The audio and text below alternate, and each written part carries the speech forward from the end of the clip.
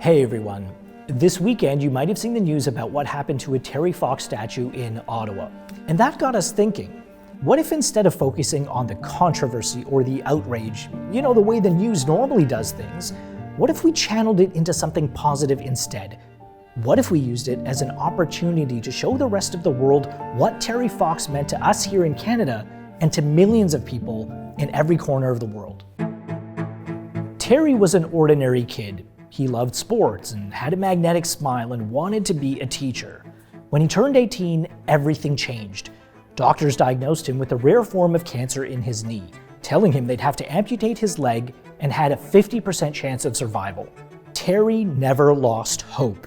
After his leg was amputated, he received a prosthetic leg, joined a wheelchair basketball team, and went on to win 3 national titles. But for Terry, that wasn't enough. He set out to run across Canada to raise money for cancer research. In 1980, he started in Newfoundland, facing heavy winds and rain and even snow, but he didn't stop. Eventually, he was running the equivalent of 1 marathon every single day. And when he got to Toronto, he was greeted by thousands of fans. But some races aren't meant to be won. Terry got news that his cancer was back and it was spreading. After 143 days and more than 5,300 kilometers, Terry was forced to finish his run early. By that point, he'd raised more than $1.7 million. Now today that might not seem like a lot of money, but in those days it was more money than any athlete had ever raised.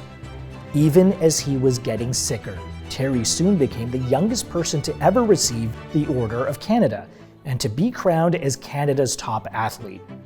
On June 28, 1981, Terry Fox passed away.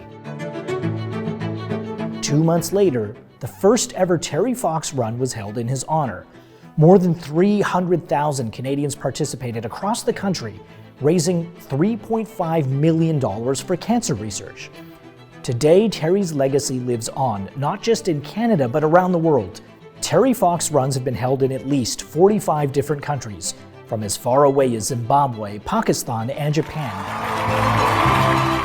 People around the world have now heard of his story.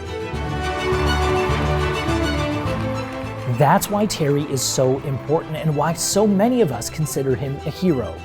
And so maybe, instead of focusing on all of the things that divide us, imagine if we used our energy to focus on how we could each individually make the world better. After all, that's what Terry did.